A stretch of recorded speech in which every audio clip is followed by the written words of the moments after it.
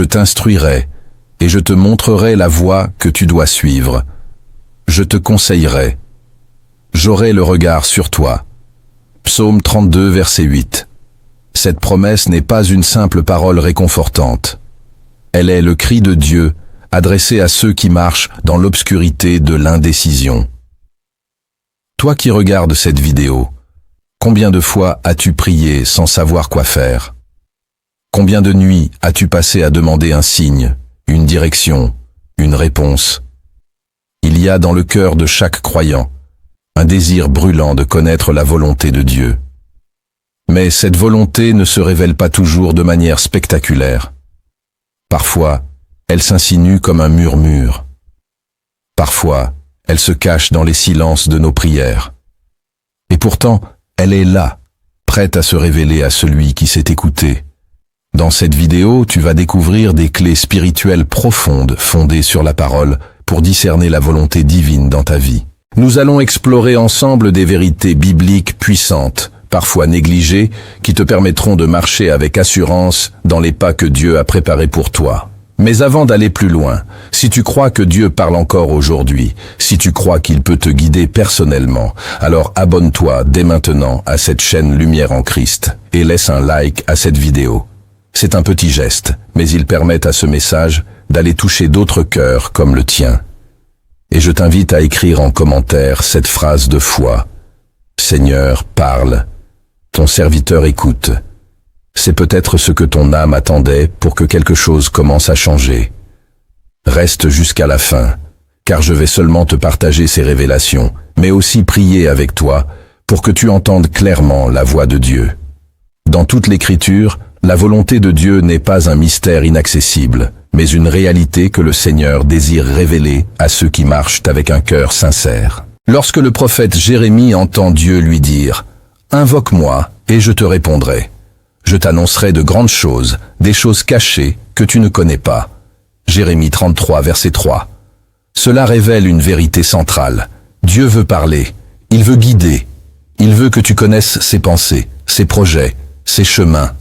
La volonté de Dieu ne se limite pas à des choix spectaculaires ou des révélations prophétiques visibles.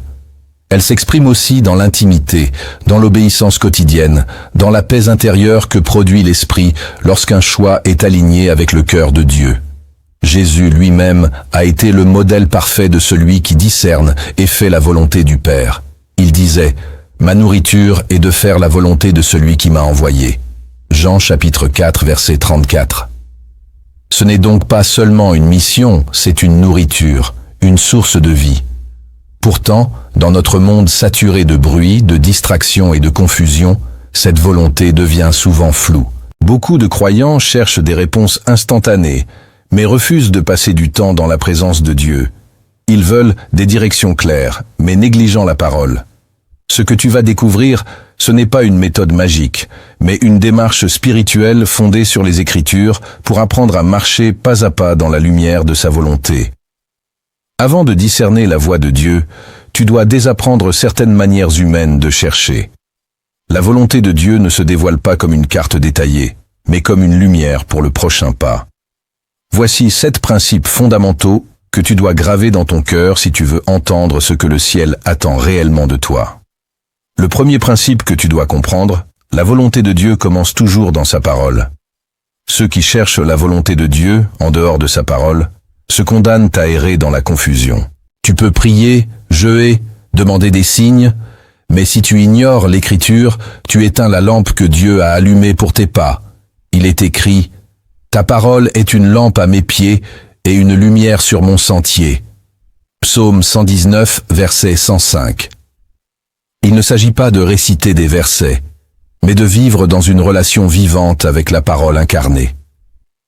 Jésus a dit « Quiconque entend ces paroles que je dis et les met en pratique sera semblable à un homme prudent qui a bâti sa maison sur le roc. » Matthieu chapitre 7, verset 24. Comprends ceci, Dieu n'est pas incohérent. Il ne te dira jamais de faire quelque chose qui contredit ce qu'il a déjà dit. La parole est le filtre, la fondation, le point de départ. Si tu veux savoir où aller, commence par écouter ce qu'il a déjà révélé. Et parfois la volonté de Dieu pour toi aujourd'hui est simplement de méditer, d'attendre, de t'imprégner de ce qu'il a déjà écrit, plutôt que de courir après une nouvelle instruction. Chaque verset devient un sentier, chaque commandement une orientation. Ne cherche pas des révélations spectaculaires si tu négliges la lumière silencieuse de l'Écriture. Car celui qui se soumet à la parole entre dans une dimension où Dieu commence à parler clairement, puissamment, personnellement. Le deuxième principe que tu dois comprendre, Dieu parle souvent dans le silence, pas dans le bruit. Nous attendons souvent que Dieu crie du ciel, mais lui préfère murmurer dans le secret, dans le tumulte de nos pensées, dans l'agitation du monde. Nous oublions que la voix de Dieu est subtile mais puissante. Lorsque le prophète Élie s'est réfugié dans la caverne, brisé et épuisé, il ne trouva pas Dieu dans la tempête, ni dans le tremblement de terre, ni dans le feu, mais dans un murmure doux et léger. 1er Rois, chapitre 19, versets 11 à 12. Ce passage n'est pas seulement un récit ancien, c'est un enseignement éternel. Plus tu fais taire le bruit autour de toi, plus tu ouvres ton cœur au langage de Dieu. Le silence est un territoire sacré, un lieu où l'âme apprend à écouter au lieu de parler, à s'abandonner au lieu de contrôler. Dans nos prières, nous parlons beaucoup, mais la vraie révélation vient quand tu te tais, quand tu restes là dans la présence, sans exiger de réponse. C'est là que le Saint-Esprit commence à déposer en toi une conviction, une paix, un mot. Le monde moderne déteste le silence, car il révèle l'état du cœur. Mais Dieu l'utilise pour y semer sa volonté.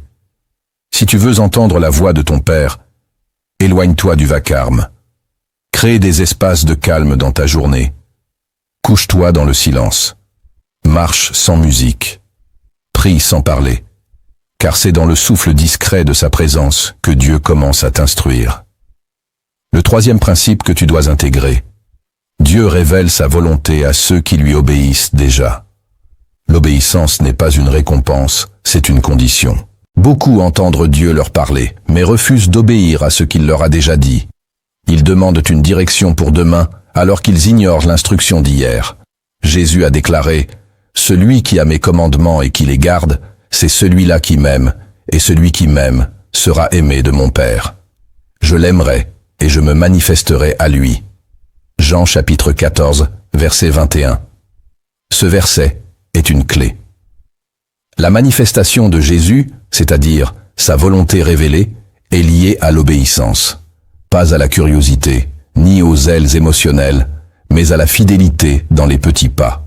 Dieu ne multiplie pas ses paroles dans le vide. Il parle davantage à ceux qui lui obéissent déjà, pas à ceux qui attendent une révélation pour décider s'ils vont lui faire confiance. Ce principe est simple mais tranchant. Si tu n'es pas fidèle dans ce que tu sais déjà être juste, pourquoi Dieu te confierait-il une direction plus grande? Obéir ouvre l'accès. Chaque fois que tu dis oui à une instruction divine, tu crées en toi un espace pour recevoir la suivante. La volonté de Dieu n'est pas un concept flottant. Elle est progressive. Elle se découvre au fur et à mesure de ta fidélité. Et parfois, Dieu ne t'a pas encore parlé. Non pas parce qu'il t'a oublié, mais parce qu'il attend que tu obéisses à ce qu'il t'a déjà dit. Le quatrième principe que tu dois laisser descendre dans ton cœur, la paix intérieure est un des langages de Dieu. Il existe une paix qui ne vient pas de ce monde. Une paix qui ne dépend ni des circonstances, ni des réponses visibles. Cette paix silencieuse et profonde est souvent le sceau que Dieu appose sur sa volonté. L'apôtre Paul déclare que la paix de Christ à laquelle vous avez été appelés pour former un seul corps règne dans vos cœurs. Colossiens chapitre 3, verset 15. Ce n'est pas une suggestion, c'est un appel. La paix n'est pas un luxe spirituel, elle est un signal. Lorsque tu pries, lorsque tu discernes un choix, observe ton cœur. Si une paix douce, stable persiste malgré les incertitudes extérieures, il se peut que ce soit le Saint-Esprit qui t'approuve. Mais si une agitation trouble ton âme, même si tout semble logique autour de toi, alors attends. Car Dieu ne guide jamais par la peur, ni par la pression, mais par la paix. Ce principe est souvent négligé parce qu'il est discret. Pourtant, combien de fois avons-nous ignoré ce trouble intérieur pour ensuite récolter confusion, regret et retour en arrière? La paix de Dieu est comme un fleuve. Elle ne crie pas, mais elle trace un chemin clair à ceux qui savent écouter. Si tu veux marcher selon sa volonté, apprends à honorer cette paix. Ce n'est pas une simple émotion, c'est un langage sacré. Le 5e principe que tu dois recevoir, Dieu te guide un pas à la fois, pas à pas. La volonté de Dieu n'est pas un plan détaillé qu'il te remette en main pour que tu l'exécutes sans lui. C'est une marche, une relation, une confiance renouvelée à chaque étape. La Bible ne dit pas que sa parole est un projecteur pour l'avenir, mais bien ceci. Ta parole est une lampe à mes pieds. Psaume 119, verset 105. Une lampe pour les pieds, pas un phare pour le futur. Dieu éclaire le prochain pas tout le chemin. Et cela te force à dépendre de lui chaque jour. Le livre des Proverbes affirme « Confie-toi en l'Éternel de tout ton cœur et ne t'appuie pas sur ta sagesse. Reconnais-le dans toutes tes voies et il aplanira tes sentiers. » Proverbes chapitre 3, versets 5 et 6. Tu n'as pas besoin de tout comprendre. Tu as besoin de lui faire confiance. Ceux qui refusent d'avancer, et tant qu'ils n'ont pas toutes les réponses, restent paralysés dans la peur. Mais ceux qui obéissent à la lumière, qu'ils en reçoivent toujours plus. La foi n'est pas d'avoir la carte, c'est de connaître celui qui trace la route. Avancer un pas à la fois, c'est accepter que la volonté de Dieu ne se contrôle pas, mais se découvre, se reçoit, se vit, dans l'instant présent. Et si jusque-là ce message résonne en toi, si tu sens que Dieu t'appelle à marcher plus près de sa volonté, alors je t'invite à poser un acte de foi maintenant. Abonne-toi à cette chaîne. Lumière en Christ, genre de message peut nourrir ta marche. Like cette vidéo pour la faire connaître à d'autres âmes en recherche et écris en commentaire « Je veux marcher avec Dieu, pas devant lui ». Car cette confession marque le début d'un changement profond. Le 6e principe que tu dois ancrer en toi. La volonté de Dieu te fera passer par l'épreuve pour te former. La volonté de Dieu n'est pas une ligne droite vers la facilité. Elle traverse les déserts, les douleurs, les silences prolongés, et pourtant elle demeure parfaite. L'apôtre Jacques écrit « Regardez comme un sujet de joie complète les diverses épreuves auxquelles vous pouvez être exposés, sachant que l'épreuve de votre foi produit la patience, mais il faut que la patience accomplisse parfaitement son œuvre, afin que vous soyez parfaits et accomplis, sans faillir en rien. » Jacques chapitre 1, versets 2 à 4. Ce passage est un scandale pour l'esprit charnel. Comment Dieu pourrait-il vouloir m'éprouver? Parce que ce feu ne détruit pas, il purifie. Cette tempête ne t'éloigne pas, elle t'approche. Cette attente ne te retarde pas, elle t'enracine. Beaucoup confondent la difficulté avec une erreur de chemin, mais dans la logique divine, ce sont souvent les douleurs silencieuses qui précèdent les percées les plus lumineuses. Dieu ne cherche pas ton confort immédiat, il cherche ta maturité éternelle.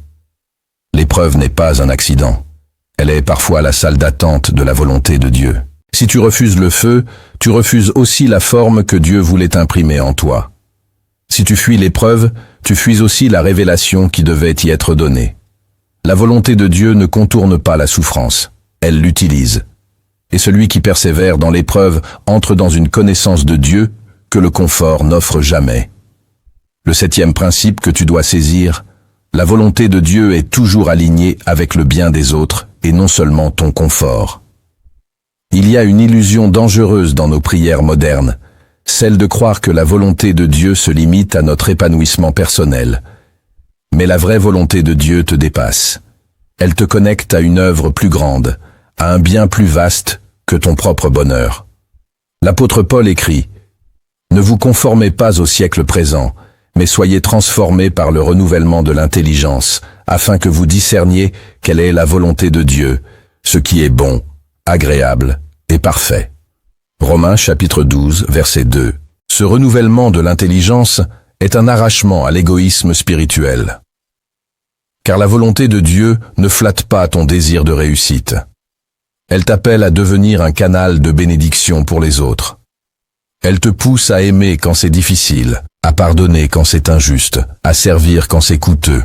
Si la direction que tu crois avoir reçue ne bénit personne d'autre que toi, alors elle mérite d'être réexaminée à la lumière de la croix. Car la volonté parfaite de Dieu est celle qui te transforme en réponse pour quelqu'un d'autre. Elle te sort du centre, elle t'arrache à toi-même. Elle te façonne à l'image du Christ, qui n'a jamais cherché sa propre volonté, mais celle du Père, même au prix de sa vie. Et c'est là que tu comprendras. Suivre la volonté de Dieu, ce n'est pas réussir selon le monde. C'est obéir jusqu'à ce que ta vie devienne semence dans le cœur des autres. Tu as découvert les principes visibles de la volonté de Dieu, mais maintenant, il faut aller plus loin. Il existe des vérités plus profondes, souvent invisibles, que seuls les cœurs brisés, les âmes patientes et les esprits renouvelés peuvent recevoir. Voici 5 vérités cachées que Dieu révèle à ceux qui ne cherchent pas seulement des réponses, mais une transformation. La première vérité que tu dois recevoir, ce que tu crois être un détour, est parfois le chemin de Dieu. Il y a des routes que tu n'aurais jamais choisies si Dieu t'avait laissé faire. Et pourtant, ce sont elles qui t'ont formé. L'Écriture dit « Lorsque Pharaon laissa aller le peuple, Dieu ne le conduisit point par le chemin du pays des Philistins, quoique le plus proche. Car Dieu disait « Le peuple pourrait se repentir en voyant la guerre et retourner en Égypte. » Exode chapitre 13, verset 17. Le peuple d'Israël aurait préféré la voie rapide, moins longue, moins incertaine. Mais Dieu, qui voit l'invisible, les a dirigés dans le désert. Pourquoi ? Parce qu'il savait ce que leur cœur n'était pas prêt à affronter.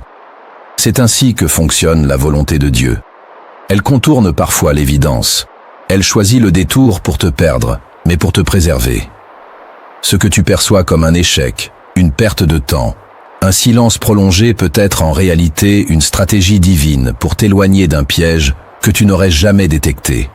Il y a des portes que Dieu ferme, non pas parce qu'elles étaient mauvaises, mais parce que tu n'étais pas encore prêt à les franchir.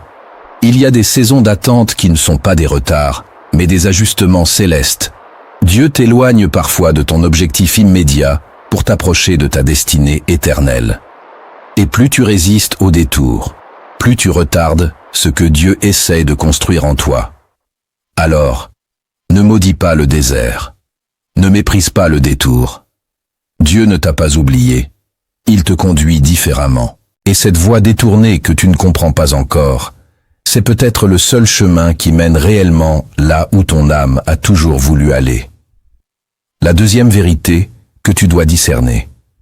Parfois, Dieu t'ordonne d'attendre et non d'agir. L'impatience est l'un des plus grands ennemis de la volonté divine. L'homme moderne veut tout de suite.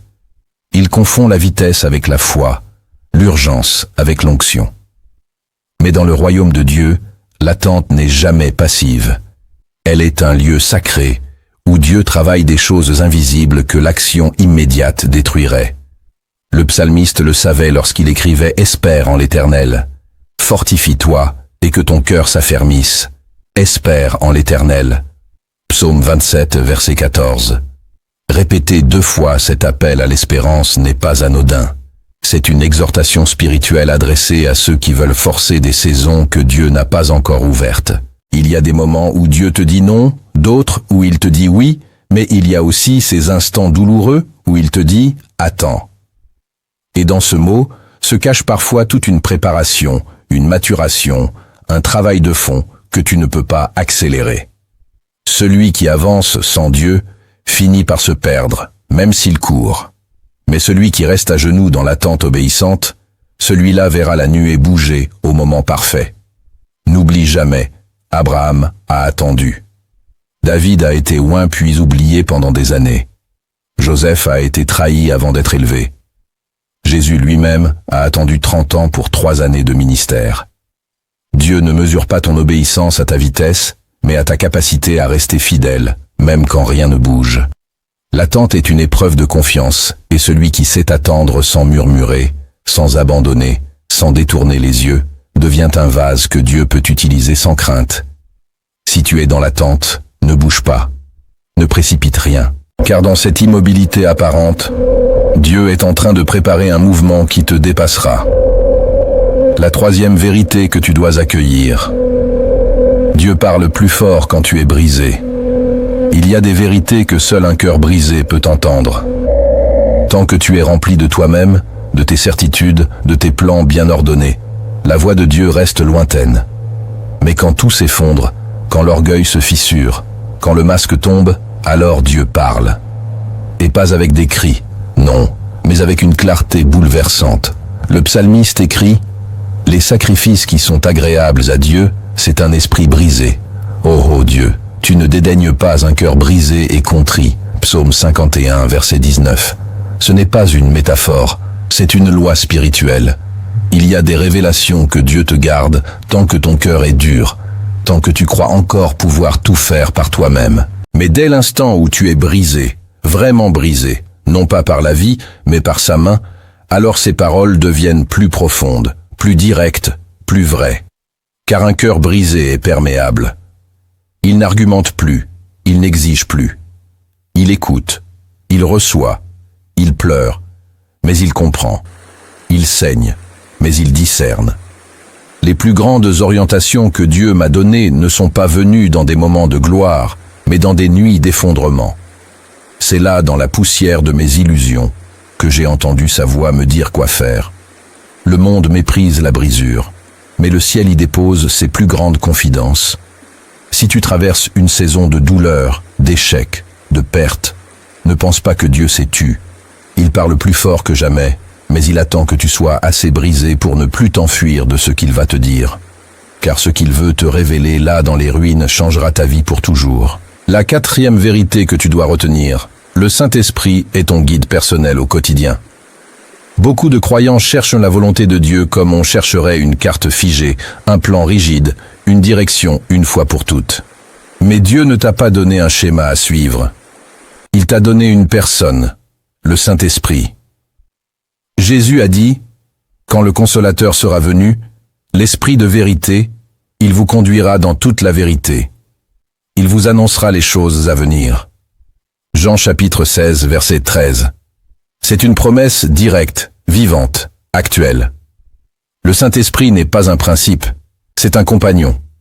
Il marche avec toi, pas devant toi. Il ne t'impose pas. Il te conduit.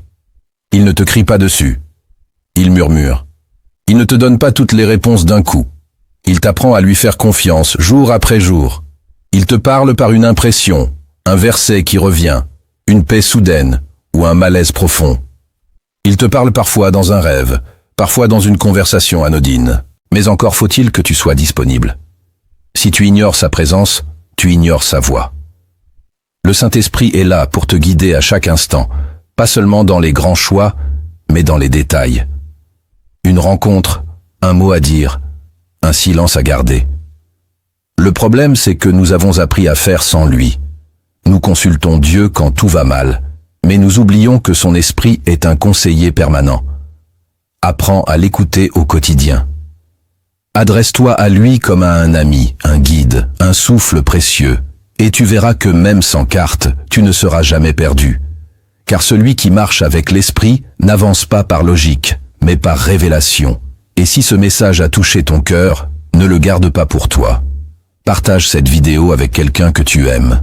Peut-être qu'à travers toi, le Saint-Esprit voudra aussi le guider. La cinquième vérité que tu dois croire, la volonté de Dieu n'est pas toujours agréable, mais elle est toujours parfaite. Il faut du courage pour accepter que la volonté de Dieu ne flatte pas nos désirs, mais les confronte.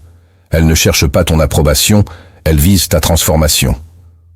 L'auteur de l'Épître aux Hébreux l'écrit avec une lucidité redoutable. Il est vrai que tout châtiment semble d'abord un sujet de tristesse et non de joie, mais il produit plus tard un fruit paisible de justice pour ceux qu'il a exercé. Hébreux chapitre 12, verset 11. Cela signifie que ce que Dieu veut pour toi peut sur le moment te déranger, te frustrer, même te briser, car Dieu ne construit pas ta vie selon ton confort, mais selon sa vérité. Et sa vérité parfois taille, coupe, tranche, déracine. Il peut enlever des relations que tu croyais bénies. Il peut fermer des portes que tu priais pour voir s'ouvrir. Il peut t'appeler à renoncer à quelque chose que tu aimais profondément. Non pas parce qu'il est cruel, mais parce qu'il voit ce que tu ne vois pas. Il prépare un fruit de justice, pas un instant de plaisir. La volonté de Dieu peut te faire pleurer, mais elle te sanctifie. Elle peut te faire passer par le feu, mais elle te libère de tes chaînes. Ceux qui ne comprennent pas cela confondent souvent la voix de Dieu avec leurs émotions. Ils acceptent ce qui les rassure et rejettent ce qui les bouleverse. Mais Dieu n'est pas venu pour confirmer ton confort. Il est venu pour t'emmener là où ton âme deviendra éternelle.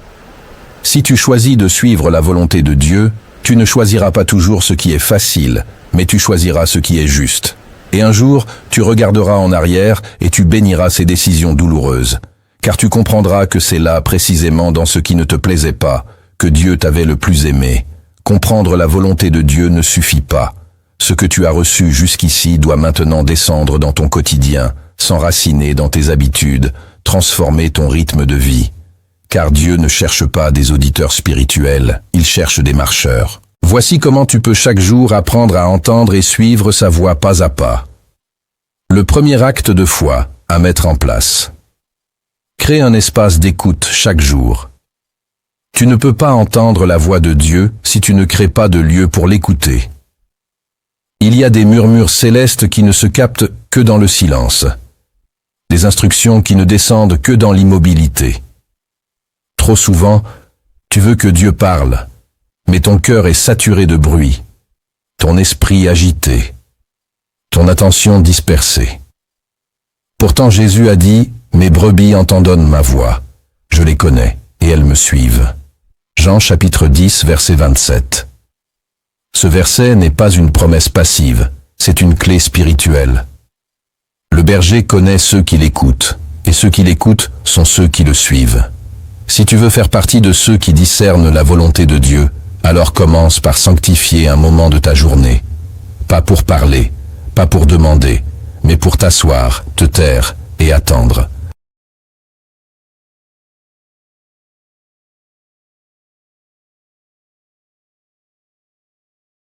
Ce peut être au lever du jour, avant que les pensées du monde ne t'envahissent. Ce peut être la nuit, quand tout s'est calmé. Mais choisis une heure, un lieu, une posture. Dis à ton âme, ici je me tiens devant Dieu, non pour obtenir, mais pour le rencontrer. C'est dans cette fidélité discrète que l'oreille spirituelle se forme. Dieu honore ceux qui l'attendent, et dans ce rendez-vous quotidien, il se peut qu'il te parle ou qu'il te façonne dans le silence. Dans les deux cas, tu ne ressortiras jamais vide de cette chambre secrète. Le deuxième acte de foi à mettre en place. Plonge-toi dans la parole en te posant une seule question. Seigneur, que veux-tu me dire? Beaucoup lisent la Bible comme un devoir religieux, une habitude pieuse ou une tradition héritée. Mais rares sont ceux qui s'en approchent avec le cœur d'un serviteur qui attend un ordre, d'un fils qui attend une parole, d'un disciple qui veut marcher selon la volonté du Maître. Si tu veux connaître ce que Dieu attend de toi, tu dois ouvrir sa parole, non comme un livre, mais comme une voix. L'Écriture dit du juste, il trouve son plaisir dans la loi de l'Éternel, et la médite jour et nuit. Psaume 1, verset 2. Cette méditation n'est pas un exercice intellectuel, mais un acte d'écoute. Chaque verset devient une invitation, chaque passage une interpellation. Quand tu ouvres ta Bible, pose-toi cette question simple mais puissante. Seigneur, que veux-tu me dire aujourd'hui? Ne cherche pas à tout comprendre. Ne cherche pas à trouver un verset pour confirmer ton opinion. Laisse la parole te lire, te troubler, te redresser, t'éclairer. Lis lentement une phrase à la fois avec une attente réelle dans le cœur. Souvent, la direction de Dieu ne vient pas d'une voix du ciel, mais d'un verset qui s'impose à toi, qui te poursuit, qui s'imprime dans ton esprit jusqu'à transformer ton regard. La volonté de Dieu n'est pas toujours spectaculaire. Parfois, elle entre dans ton cœur par une ligne que tu as lue 1000 fois, mais qui cette fois vient te chercher. C'est là que commence le miracle de la révélation. Le troisième acte de foi à mettre en place. Jeûne pour forcer Dieu, mais pour te rendre disponible. Le jeûne n'est pas une manière de manipuler le ciel, ce n'est pas un levier pour obliger Dieu à parler plus vite. C'est un dépouillement volontaire, une offrande silencieuse, un cri du cœur qui dit « Seigneur, j'ai besoin de toi plus que de tout le reste ». Dans un monde qui nous remplit de tout sauf de Dieu, le jeûne devient une manière de faire taire la chair, d'éteindre le tumulte intérieur, d'ouvrir l'âme à la voix de l'esprit. Le prophète Isaïe l'exprime avec une force prophétique. Voici le jeûne auquel je prends plaisir. Détache les chaînes de la méchanceté. Ésaïe chapitre 58 versets 6 à 9.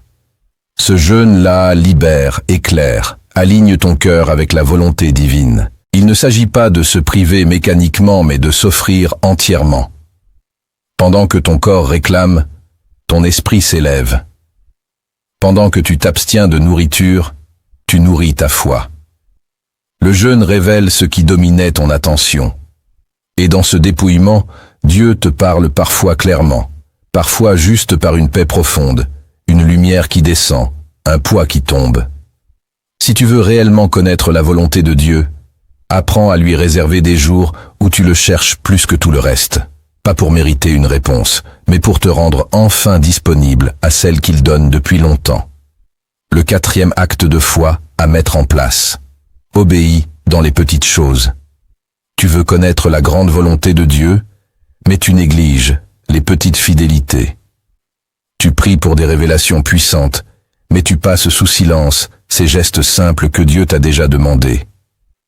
Pourtant, c'est là que tout commence. Jésus l'a dit sans détour. Celui qui est fidèle dans les moindres choses l'est aussi dans les grandes. Luc chapitre 16 verset 10. Ce principe est une loi spirituelle incontournable. Dieu ne confie pas des directions majeures à ceux qui méprisent les appels quotidiens, à l'intégrité, au pardon, à la générosité, à la vérité. Il regarde si tu pardonnes quand personne ne le voit. Il regarde si tu dis la vérité, quand ce serait plus facile de mentir. Il regarde si tu pries quand personne ne t'y oblige. Ce sont ces choix invisibles qui préparent ton cœur à discerner les chemins invisibles. Obéir à Dieu dans les détails, c'est prouver que tu le cherches vraiment. Pas seulement ce qu'il peut te donner. Ce n'est pas l'ampleur du geste qui compte, mais l'authenticité de la réponse. Il y a des révélations que Dieu te réserve, mais il attend que tu traites avec sérieux la dernière chose qu'il t'a dite. Si tu veux marcher dans sa volonté, arrête de chercher ailleurs ce que Dieu t'a déjà montré ici. Honore chaque petite lumière, et tu verras que pas à pas, Dieu t'ouvrira ce que tu croyais caché. Le 5e acte de foi à mettre en place. Demande conseil à des croyants matures. La volonté de Dieu n'est pas toujours à entendre seule dans le secret. Parfois, elle se confirme dans la bouche de ceux que Dieu a déjà formés dans l'épreuve. Il y a des directions que tu crois recevoir, mais qui ont besoin d'être éprouvées par la sagesse. Le livre des Proverbes l'affirme. Quand la prudence fait défaut, le peuple tombe, et le salut est dans le grand nombre des conseillers. Proverbes chapitre 11, verset 14. Ce verset ne parle pas d'opinions multiples, mais d'un principe spirituel. Dieu parle aussi à travers l'expérience des autres. L'orgueil te pousse à croire que tu n'as besoin de personne, que Dieu te parlera toujours directement. Mais l'humilité t'ouvre à cette réalité.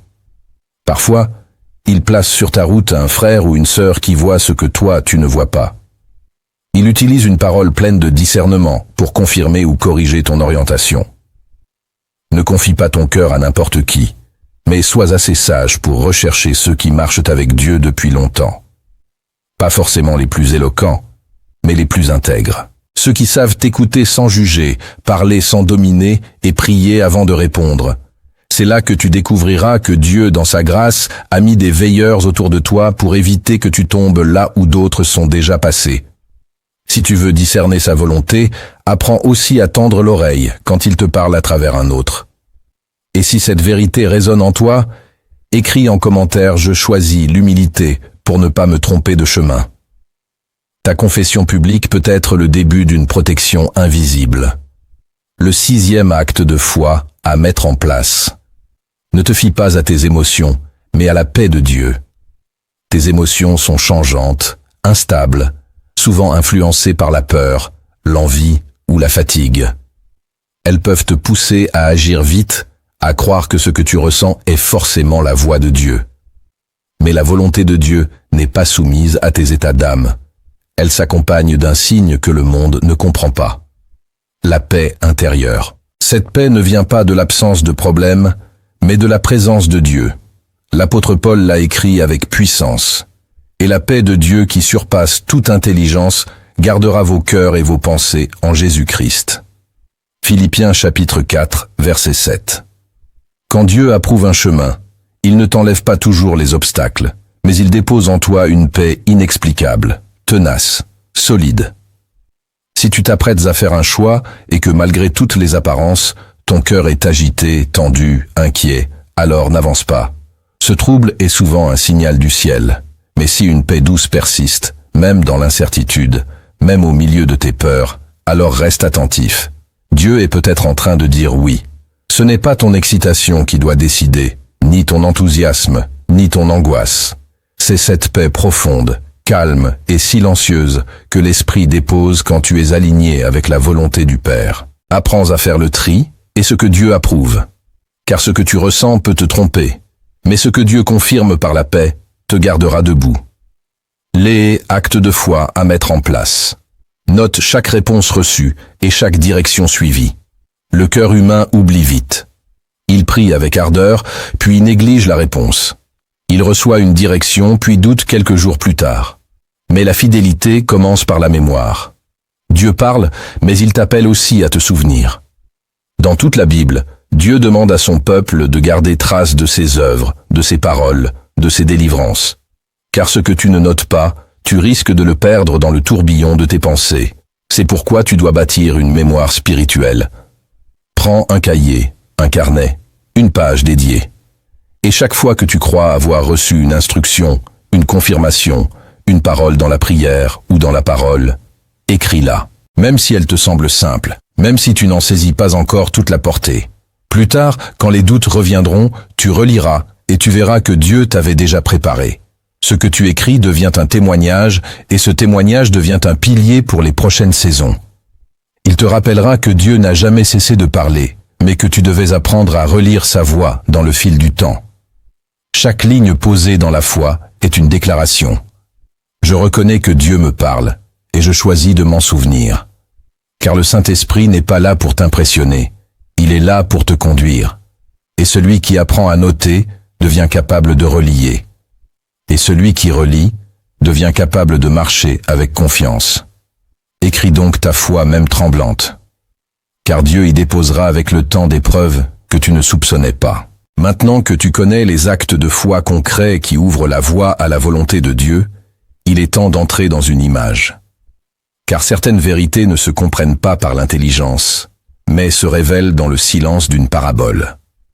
Écoute bien ce récit, car derrière les pas de cet homme, c'est peut-être ton propre chemin qui se dessine, la lumière d'un seul pas. Un homme marchait seul dans une vallée entièrement recouverte de brume. Devant lui, rien n'était visible, ni chemin, ni horizon, ni repère. Il tenait dans sa main une vieille lampe faible et vacillante. Cette lumière n'éclairait qu'un seul pas, jamais plus. S'il avançait, la lumière l'accompagnait. Mais s'il s'arrêtait, il se retrouvait dans l'obscurité. Alors, il hésitait. Devait-il attendre que tout soit clair avant d'avancer, ou faire confiance à cette lumière qui ne lui montrait qu'un pas à la fois? À plusieurs reprises, il tenta de sortir du sentier, pensant qu'il trouverait une colline d'où tout serait visible. Mais chaque fois qu'il quittait la lumière, il trébuchit.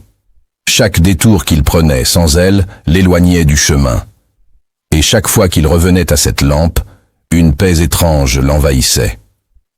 Un jour, fatigué de lutter, il décida de ne plus rien forcer. Il fit un pas, puis un autre, puis encore un, sans savoir où cela le mènerait. Et au bout de plusieurs jours de marche silencieuse, il leva les yeux. Le brouillard s'était levé sans qu'il s'en rende compte. Devant lui s'ouvrait un paysage vaste, paisible et lumineux. Ce n'était pas le chemin le plus rapide, mais c'était le seul qui avait gardé son âme intacte. Alors, il compit. La lumière ne lui avait jamais été donnée pour tout voir. Elle lui avait été donnée pour rester en mouvement, non pas pour le rassurer, mais pour le rapprocher. Et tant qu'il avançait, même dans le doute, Dieu guidait. Et c'est ainsi que ce récit devient plus qu'une histoire. Il devient un miroir. Car marcher avec Dieu, c'est accepter de ne pas tout comprendre tout de suite. C'est avancer sans avoir les garanties du monde, sans savoir ce qui t'attend dans 6 mois, ni ce que Dieu prépare derrière la colline invisible. Mais chaque pas que tu fais dans la foi, chaque acte d'obéissance, chaque silence habité devient une offrande qui attire sa lumière. Cette manière de suivre la volonté de Dieu transforme tout. Ta prière n'est plus une liste de demandes. Elle devient un lieu d'écoute. Tu ne pries plus pour obtenir. Tu pries pour rester aligné. Tu n'es plus en attente d'un grand miracle, mais en veille constante d'un murmure. Ta foi devient mature. Tu n'as plus besoin de tout ressentir pour croire. Tu avances même dans le silence. Tu ne mesures plus l'amour de Dieu à ce qu'il te donne, mais à la manière dont il te forme. Tu ne cherches plus l'émotion, tu cherches la fidélité. Tu ne cours plus vers une réponse, tu restes près de sa présence. Et là, ta vie spirituelle entre dans une autre profondeur. Tu comprends que la volonté de Dieu, ce n'est pas un lieu à atteindre, mais une personne à suivre. Ce n'est pas un événement, c'est une communion. Tu n'attends plus un feu du ciel pour bouger. Tu bouges et le feu vient te rejoindre. Même les épreuves changent de visage. Tu ne les vois plus comme des obstacles, mais comme des lieux de rencontre. Tu n'es plus pressé, tu es préparé. Tu n'es plus en panique, tu es en paix. Parce que tu sais désormais une chose, Dieu ne t'a jamais demandé de voir toute la carte, mais simplement de lui faire confiance pour le prochain pas. Et ce pas, c'est maintenant. Tu as cherché à connaître la volonté de Dieu, et tu viens de découvrir qu'elle ne se trouve pas toujours là où l'homme la cherche. Elle n'est pas cachée dans les éclats d'une révélation spectaculaire, mais dans la constance silencieuse de celui qui obéit. Tu as entendu 7 principes pour orienter ton cœur et 5 vérités profondes pour élargir ta vision. Tu as reçu des actes concrets à poser chaque jour, non pour impressionner Dieu, mais pour le rencontrer réellement. Tu as compris que sa volonté est plus qu'une direction. C'est un appel à vivre proche de lui à chaque instant. Maintenant, il ne s'agit plus d'accumuler des connaissances. Il s'agit de répondre. La volonté de Dieu n'attend pas ta perfection, mais ta disponibilité. Ce qu'il attend de toi, ce n'est pas une spiritualité compliquée, mais un cœur qui dit « Seigneur, je veux marcher avec toi, un pas à la fois. » Alors, ferme les yeux là où tu es et laisse-moi prier avec toi. Seigneur, tu vois celui ou celle qui regarde cette vidéo. Tu connais les doutes, les hésitations, les chemins brisés et les décisions à prendre. Tu connais le silence qui pèse, la confusion qui fatigue, le cœur qui ne sait plus quoi faire. Mais aujourd'hui, Père, je te prie de parler. Pas comme le monde attend une voix, mais comme ton esprit s'est déposé une paix. Je te prie de réveiller l'oreille intérieure de mon frère, de ma sœur. Qu'ils ne vivent plus dans la peur de se tromper, mais dans la foi de te suivre. Qu'ils osent se lever même sans tout voir, qu'ils obéissent à ta parole même quand elle semble difficile.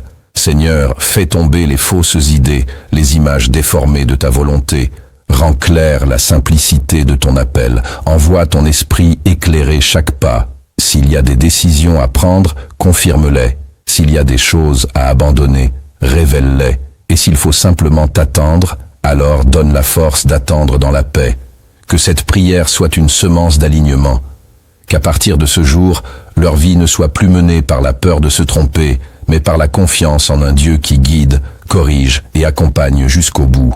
Et si cette vidéo a été un tournant pour toi, alors ne garde pas ce message pour toi. Partage-le avec un ami, un membre de ta famille, quelqu'un qui a besoin de lumière sur son chemin. Et surtout, écris en commentaire cette déclaration. Je choisis la volonté de Dieu même quand elle me dépasse. Car cette phrase « dans ta bouche » est une confession de foi. Elle ouvre une saison nouvelle. Elle déplace ton regard du sol vers le ciel. N'oublie pas de t'abonner à cette chaîne si ce n'est pas encore fait. Car ici, chaque message est une semence pour t'aider à grandir dans ta foi jour après jour.